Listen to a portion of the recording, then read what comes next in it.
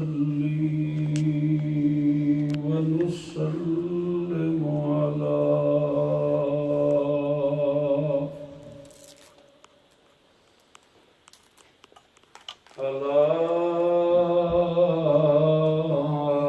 رسوله الكريم.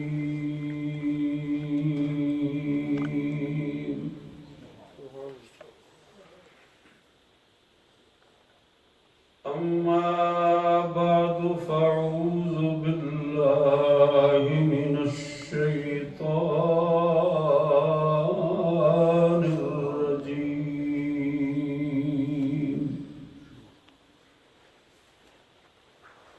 بسم الله الرحمن الرحيم.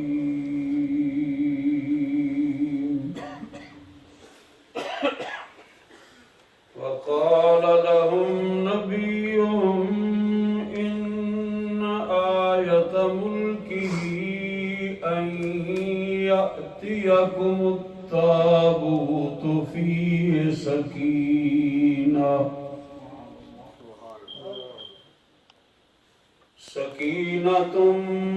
من ربكم وبقية مما ترك آل موسى وآل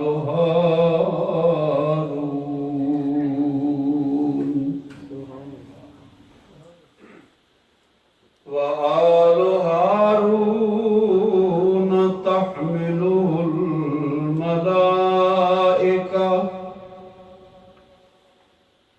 إن في ذلك لآية لكم إن كنتم مؤمنين.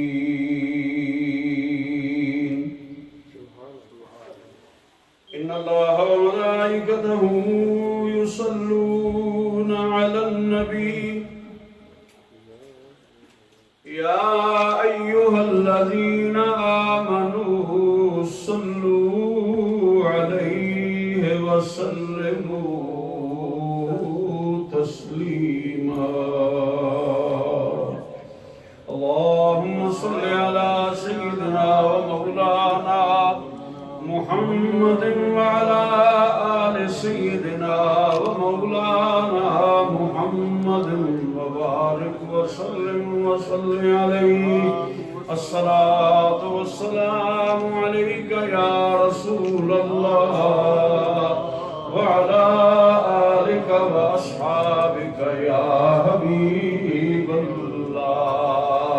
محبت سے بڑی الصلاة والسلام عليك يا سيدي يا رسول الله وعلى آلك وأصحابك يا سيدي يا محبوب رب العالمين.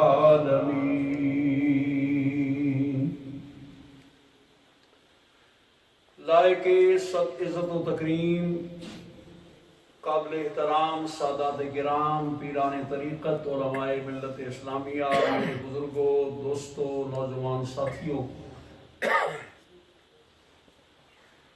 خدائے بزرگ و برتر کا لاکھ لاکھ شکر ہے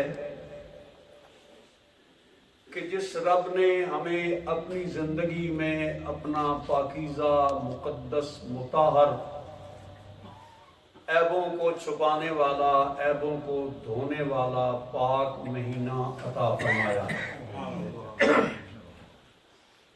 رب کے دربار میں التجا ہے کہ پروردگار عالم جو بھی ہم نیکی کریں عبادت کریں تلاوت کریں تسبیح پڑھیں صدقہ کریں خیرات کریں مسجد کی خدمت کریں دین کی خدمت کریں پروردگار عالم اپنی رحمتوں کا صدقہ اپنی عنایات کا صدقہ اور اپنے محبوب کی زلف واللیل کا صدقہ اس کو قبول کر کے میری اور آپ کی نجات کا ذریعہ بنائے. یہ لمبے لمبے الفاظ میں تمہید اس لیے میں باندھ رہا ہوں کہ کچھ چار بندے اور آ جائیں تاکہ اول سے آخر تک بات آپ کے ذہن تک پہنچ جائے. حضرت ذی وقار یہ اس ماہ متبرکہ کا پہلا جمعہ ہے رمضان شریف کا. पिछले 2 जुमों पर आपने मजमूई तौर पर अल्लाह की रहमत और उसके ज़िमन में रमज़ान की बरकतों का, फजीलतों का कुछ जिक्र आपने सुना है। आज चूंकि पहला जुमा है और 3 रमज़ान मुबारक को मखदूम आलमियान जिगर गोशा मुस्तफ़ा हजरत सैयदा तय्यबा ताहिरा आबिदा शाकिरा हजरत फातिमा ज़हरा सलामुल्लाह अलैहा का यौम विसाल है। 3 रमज़ान को क़िबला कारी साहब की तरफ से जो इफ्तारी थी वहां पर भी मैंने चंद जुमले अर्ज किए थे और आज भी मैं इस मज़मून पर गुफ्तगू करना चाहता हूं और जो आपके साथ 2 रमज़ान को वादा किया था कि संदूक की बरकत क्या है और संदूक के अंदर क्या है, ये इंशाअल्लाह मैं इस उन्वान पर कुछ बातें अर्ज करूंगा। वक्त मुख्तसर है, जल्दी जल्दी तशरीफ लाएं। सलाम दुआ बाद में जब महफिल खत्म होगी रज रज के मिले हो आपस में, इस वक्त आप मेरी तरफ तवज्जो करें। अल्लाह ताला आपको दीन और दुनिया की नेमतों से मालामाल फरमाए।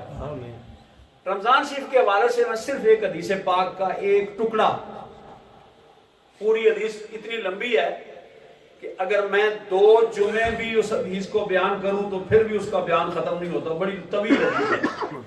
फकीह अबुल लैस समरकंदी ने तंबीहुल गाफिलीन के अंदर उसको नकल किया है और उसके रावी हैं हजरत अब्दुल्लाह इब्न अब्बास रज़ी अल्लाह तआला अन्हु, जो हुजूर के चचा के बेटे हैं, हजरत अब्बास के बेटे हैं, वो रावी हैं। इरशाद फरमाते हैं कि जब रमजान शरीफ की रात आती है तो अल्लाह ताला उस रात को 3 मर्तबा ऐलान करता है। 3 मर्तबा ऐलान करता है। जिसने देना है वो ऐलान कर रहा है, जिसने लेना है वो पता नहीं सोया हुआ है, काम में मसरूफ है, ड्यूटी पर है, नौकरी पर है, या अगर मस्जिद में आया भी है तो उसे बड़ी जल्दी है, कारी साहब जल्दी जल्दी काम मुकाएं और मैं जल्दी जल्दी बाहर जाऊं, मेरी मसरूफियात बहुत ज्यादा है। जरा सोचिए कि ऐलान रब कर रहा है। क्या ऐलान है? 3 मर्तबा मेरा रब कहता है कोई बख्शिश मांगने वाला है, कोई बख्शिश मांगने वाला है, कोई बख्शिश मांगने वाला। फिर दूसरी मर्तबा अल्लाह कहता है कोई तौबा करने वाला है, कोई तौबा करने वाला है, कोई तौबा करने वाला। फिर अल्लाह तीसरी मर्तबा कहता है कोई सवाल करने वाला है, कोई सवाल करने वाला है, कोई सवाल करने वाला। मुसलमानों, दिल में जरा डूब कर इस जुमले को सुनो और समझो कि वो कितना करीम है कि गुनाह हमने किए हैं, तौबा हमने करनी है, गरीब हम हैं, मांगना हमने है, गुनाह हमने किए हैं, बख्शिश हमने मांगनी है, लेकिन वो इतना करीम है कि वो ऐलान करता है और रमजान को जाया न करो, मैं तुम्हें देने के लिए आया हुआ हूं, मैं तुम्हें अता करने के लिए आया हूं। पिछले जुमे में मैंने शेर पढ़ा था बरकत के लिए सुनने कि रहमत मेरे करीम दी वाजा पैमार दी, रहमत मेरे करीम दी वाजा पैमार दी, रहमत मेरे करीम दी वाजा पैमार दी, आजा गुनाहगारा मैं तेनू बचा लवां, आजा गुनाहगारा मैं तेनू बचा लवां। कारी साहब, खुदा की कसम, जब मैंने इस हदीस का ये जुमले 3 पढ़ लिए ना तो अगला जुमला जब मैंने पढ़ा तो एक मर्तबा मैं कांप गया और बड़ी देर तक एक कैफियत तारी रही, वाह मालिका कितना करीम है तू, کتنا مہربان ہے۔ مسلمانوں اگلا جملہ ذرا دل کے کانوں سے سنو، تمہیں پتا چلے گا وہ کتنا مہربان ہے۔ سرکار فرماتے ہیں جب یہ 3 اعلان خدا کر چکتا ہے نا تو کہتا ہے کوئی مجھے قرضہ دینے والا؟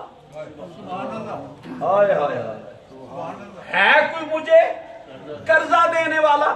جبکہ میرے خزانے بھرے ہوئے ہیں، میں محتاج نہیں ہوں، میں دینے والا ہوں، میں لینے والا نہیں ہوں۔ اس قرضہ دینے کا مطلب کیا ہے؟ وہ توبہ کے لیے نہیں اٹھتے ہو، دعا کے لیے نہیں اٹھتے ہو، معافی کے لیے نہیں اٹھتے ہو، سوال کرنے کے لیے نہیں اٹھتے ہو، چلو میری ندا پر بھی اٹھ جاؤ، کچھ کر لو، میں تمہارے اوپر کرم فرما دوں گا۔ اتنا کریم ہے، اتنا کریم، اتنا کریم ہے۔ تو میں یہ حدیث برکت کے لیے میں نے عرض کی ہے، جن کے نصیب میں تھی انہوں نے سن لی ہے، جن کے نصیب میں نہیں وہ نہیں سن سکے، آپ ان کو سنا دیں، اللہ تعالیٰ عمل کی توفیق عطا فرمائے۔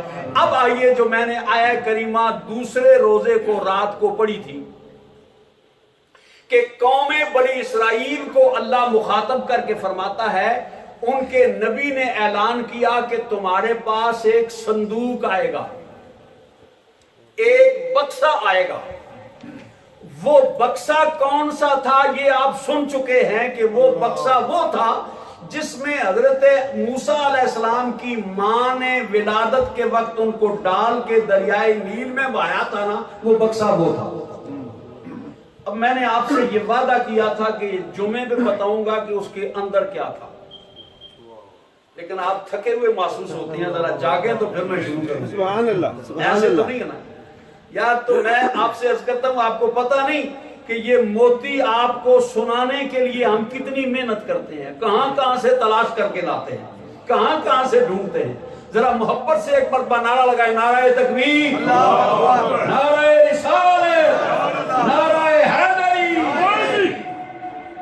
مفسرین میرے پاس 16 تفسیریں ہیں قرآن مجید کی، لیکن میں وہ تفسیریں بیان کروں گا جو یہاں آپ کی مسجد میں پڑھی ہوئی ہیں، میں ان سے بیان کر رہا ہوں۔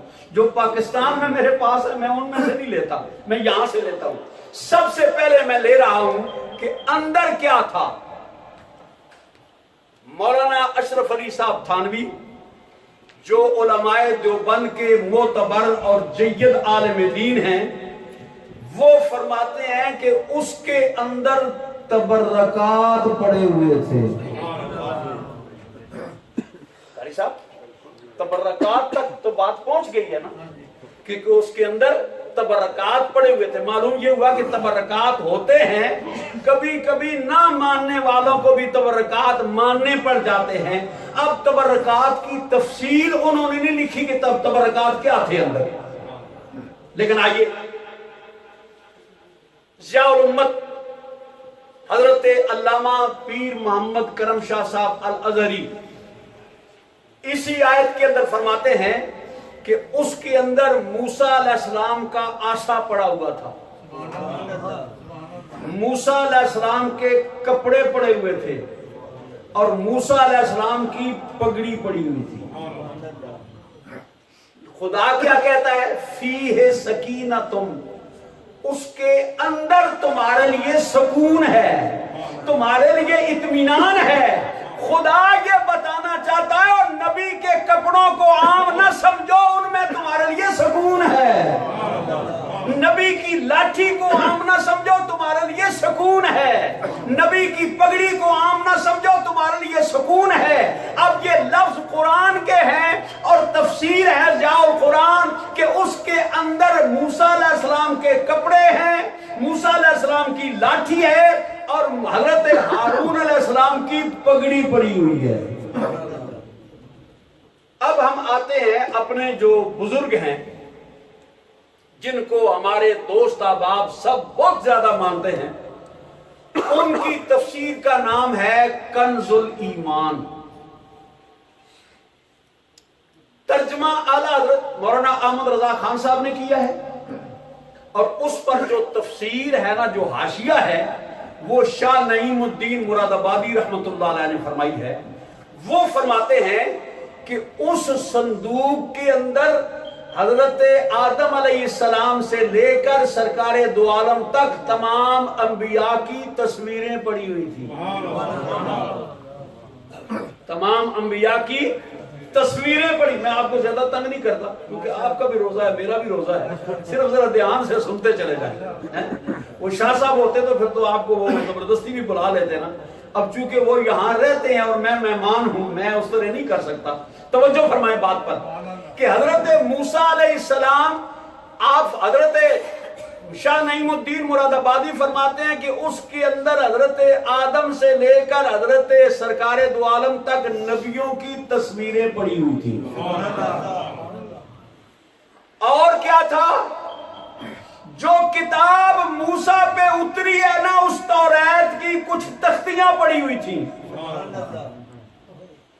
کپڑے پڑے ہوئے تھے, موسیٰ علیہ السلام کا عصا پڑا ہوا تھا, اور ہارون علیہ السلام کی پگڑی اور ہارون علیہ السلام کا عصا پڑا ہوا تھا. سبحان اللہ, سبحان اللہ. اب اس میں سے میں ایک چیز چھوڑ رہا ہوں, اس لیے کہ اگر میں اس پر بات کروں تو مجھے کم از کم اس کو ایکسپلین کرنے کے لیے آدھے گھنٹے کا وقت چاہیے, اور رہتا ہی ٹوٹل آدھا گھنٹہ ہے, اس لیے میں اس کا نام نہیں لیتا.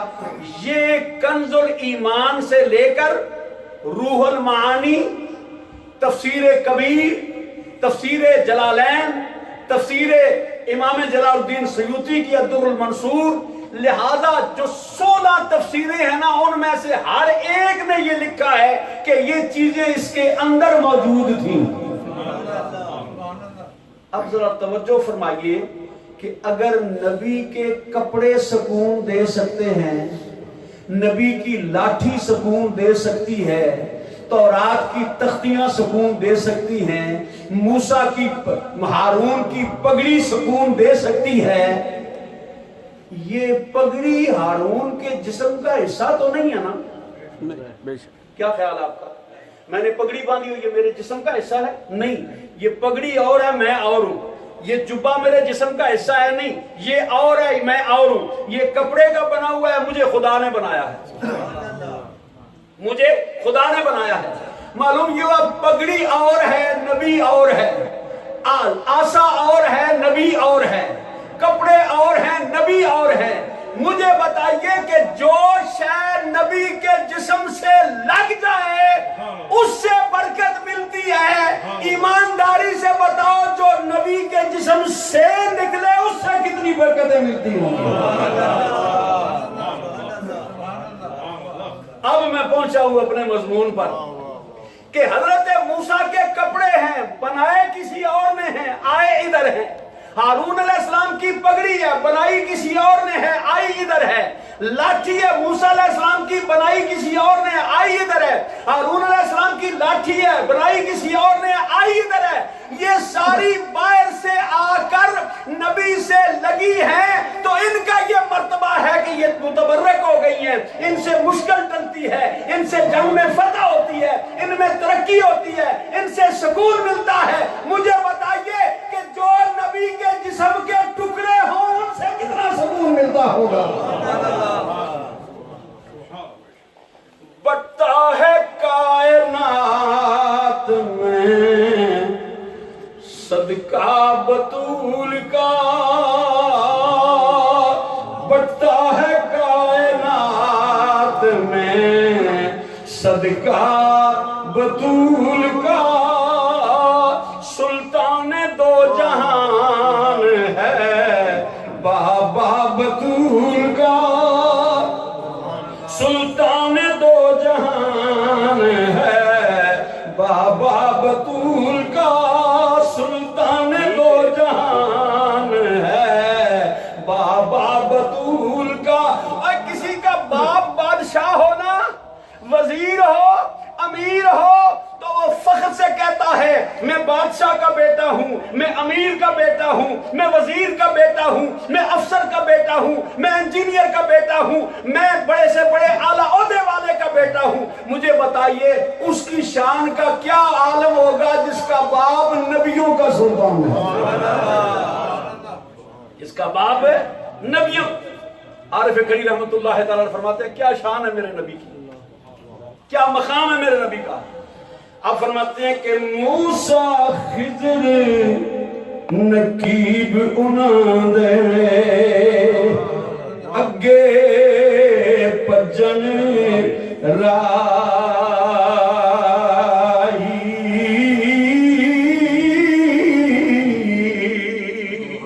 نقیب کہتے ہیں منشی کو. یہ میاں صاحب کہہ رہے ہیں جن کو تم نبی کہتے ہو نا ہیں وہ نبی، لیکن جب وہ کملی والے کے پاس پہنچتے ہیں تو حضور کی شان کے سامنے وہ منشی نظر آتے ہیں. موسیٰ خضر نقیب انہاں دے اگے پجن راہی.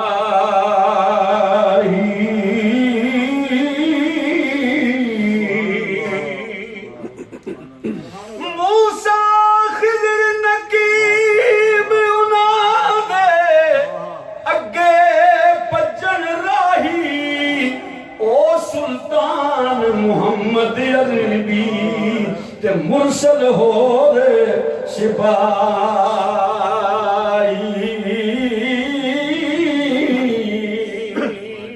اے ہتھاں نال اشارے کرنے اونچی آکھو سبحان اللہ. تسی تے میاں صاحب دے علاقے دے رہن والے او کریل ہے کہ اونچا بولنا چاہیے. تواڈے علاقے دی گل کر رہے ہیں، تواڈے علاقے دے ولی دی گل کر رہے ہیں. موسیٰ علیہ السلام اللہ کے نبی ہیں، پیغمبر ہیں، صاحب کتاب ہیں، کلام کرنے والے ہیں. اور اگر ان کے کپڑے برکت والے ہو سکتے ہیں تو وہ خون برکت والا نہیں ہو سکتا جو مصطفیٰ سے چل رہا ہے، جو کملی والے سے چل رہا ہے. اگر ہم مصرع میں نے ابھی پورا کرنا ہے. مصرع کیا تھا؟ بٹتا ہے کائنات میں صدقہ بطول کا، سلطان دو جہان ہے بابا بطول کا. قاری صاحب، یہ کوئی ڈاکٹر صاحب جیسی شخصیت بیٹھی ہوئی ہو تو پھر اسے پتا چلے کہ اس مصرے کی کیا قیمت اور اس کا کیا مقام ہے. سچ ہے کہ میری ماں بھی ان کی کنیز ہے. سچ ہے کہ میری ماں بھی ان کی کنیز ہے. میرا تو باپ دادا بھی منگتا بطول کا. میرا تو باپ دادا بھی منگتا بطول کا.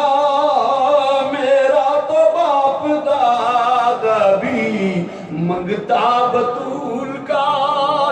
اگر وہ کپڑے باعث برکت ہیں، وہ لاٹھی باعث برکت ہے، وہ تختیاں باعث برکت ہیں، تمہارا نبی جانے سے پہلے اعلان کر کے گیا ہے انی تارکم فیکم الثقلین. تمہارے اندر میں دو چیزیں چھوڑ کے جا رہا ہوں، ایک یہ قرآن چھوڑ کے جا رہا ہوں اور ایک اپنی عطرت چھوڑ کے جا رہا ہوں. میرا تو باپ دادا ہے منگتا بطول کا. میرا تو باپ دادا ہے منگتا بطول کا. حضور کی حدیث ہے، میں نے اس دن 2-3 تاریخ کو بھی قاری صاحب کی افطاری میں یہ حدیث پڑھی تھی. سرکار فرماتے ہیں الفاطمہ تو بدعۃ منی. فاطمہ میرے گوشت کا ٹکڑا ہے. فاطمہ میرے گوشت کا ٹکڑا ہے. گوشت کے ساتھ کیا ہوتا ہے؟ خون ہے نا. گوشت کے ساتھ کیا ہوتا ہے؟ خون. آپ کے اندر بھی خون ہے، میرے اندر بھی خون ہے. گوشت آپ کے پاس بھی ہے، میرے پاس بھی ہے، لیکن میرا خون آپ کا خون نجس العین ہے. کپڑے کو لگ جائے تو نماز نہیں ہوتی، مصلے پہ لگ جائے تو نماز نہیں ہوتی، جبے پہ لگ جائے تو نماز نہیں ہوتی. اور ذرا اس خون کے بارے میں پوچھتے ہیں کہ مصطفیٰ کے خون کی کیا شان ہے؟ مصطفیٰ کے خون کی کیا شان ہے؟ میرے کملی والے کے غلاموں آقا کریم نے پچھنے لگوائے. جب لگوا چکے پچھنے ان میں سے جو خون نکلا حضرت عبداللہ ابن زبیر، حضرت زبیر کے بیٹے، سرکار کے پھوپھی کے بیٹے حضرت عبداللہ ابن زبیر، حضور فرماتے ہیں جا یہ لے جا کہیں باہر دور جگہ پہ جا کے ڈال کے آ جا۔ حضرت عبداللہ ابن زبیر نے وہ پیالہ اٹھایا، خرامہ خرامہ چل رہے ہیں، رستے میں سوچ رہے ہیں یہ کوئی عام خون نہیں ہے، یہ خدا کے محبوب کا خون ہے۔ اٹھا کے چل رہے ہیں، خیال آیا یہاں ڈال دوں، پھر خیال کرتے ہیں کسی کا پاؤں آیا بے ادبی ہوگی، آگے گئے یہاں ڈالوں، خیال آیا بے ادبی ہوگی، آگے گئے یہاں ڈالوں، خیال آیا کوئی جانور پاؤں رکھے گا، کوئی پرندہ پاؤں رکھے گا، بے ادبی ہوگی۔ جب جنگل بیابان میں چلے گئے، اس پیالے کو منہ سے لگایا اور لگا کر سارا بسم اللہ پڑھ کے پی گئے۔ واپس آئے حضور کی بارگاہ میں، حضور نے فرمایا ڈال آئے ہو؟ عرض کیا جی یا رسول اللہ ڈال آیا ہوں۔ حضور فرماتے ہیں عبداللہ ابن زبیر آج کے بعد اعلان سن لے، اللہ تعالیٰ تجھے کبھی کوئی پیٹ کی بیماری نہیں لگائے گا۔ یہ بھی خون ہے، آپ کا بھی خون ہے، میرا بھی خون ہے۔ معلوم یہ ہوا خون میں فرق ہوتا ہے، یہ بھی موتی ہے، ہیرا بھی موتی ہوتا ہے، لیکن یہ 1000 روپے کا ہے، ہیرا 10,000 کا ہوتا ہے، 10 لاکھ کا بھی ہوتا ہے، اس سے زیادہ کا بھی ہوتا ہے۔ اور کچ بھی من کا لال بھی من کا، اکو رنگ دواں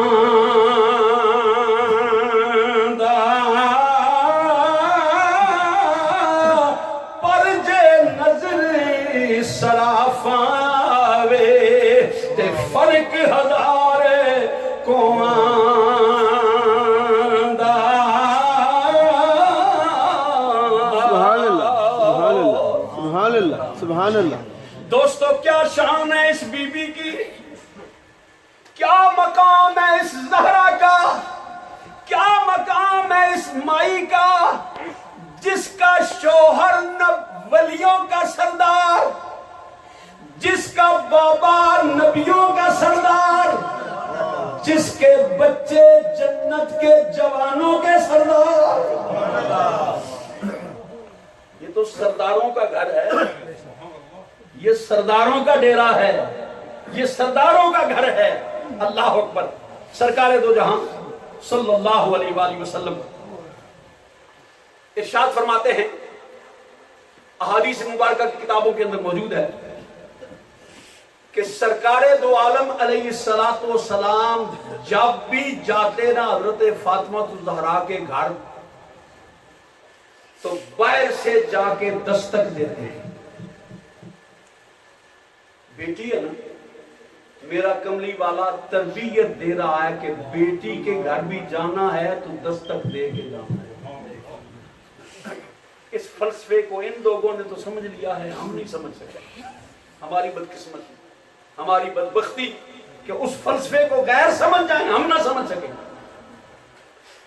میرے آقا کے دروازے پہ دستک دیتے ہیں اور دے کے کہتے ہیں السلام علیکہ یا اہل بیت رسول اللہ صلی اللہ علیہ وسلم۔ سبحان اللہ سبحان اللہ۔ دستک دے کے میرا کملی والا کہتا ہے اے احباب رسول اللہ، اے نبی کی بیٹی تمہارے اوپر سلام ہو، کیا مجھے اجازت ہے کہ میں اندر آ جاؤں؟ کیا مجھے اجازت ہے کہ میں اندر آ جاؤں؟ جناب سیدہ ہاتھ باندھ کے کہتی ہے بابا اندر آ جائیں، یہ کسی غیر کا گھر نہیں ہے، آپ کی بیٹی کا گھر ہے۔ حضور اندر تشریف لاتے ہیں، سیدہ اپنے مقام سے کھڑی ہو جاتی ہیں، کھڑی ہو کے آگے بڑھ کے حضور کے ہاتھ دیتی ہیں اور سرکار آگے بڑھ کے زہرا کی پیشانی چومتے ہیں اور چومنے کے بعد پھر سونگتے ہیں. میں آج تیز تیز گفتگو نہیں کر رہا، آہستہ آہستہ کر رہا ہوں تاکہ آپ کو ساری ذہن نشین ہو جائے. سبحان اللہ. پہلے چومتے ہیں پھر سونگتے ہیں. کسی نے پوچھا یا رسول اللہ بچی کا ماتھا چومنا، بوسہ دینا، یہ تو فطرت ہے، یہ تو محبت ہے، بیٹیوں سے پیار کرنا یہ محبت ہے، لیکن سونگتے کیوں ہیں؟ میرے آقا فرماتے ہیں مجھے زہرا کے سر سے جنت کی خوشبو آتی ہے.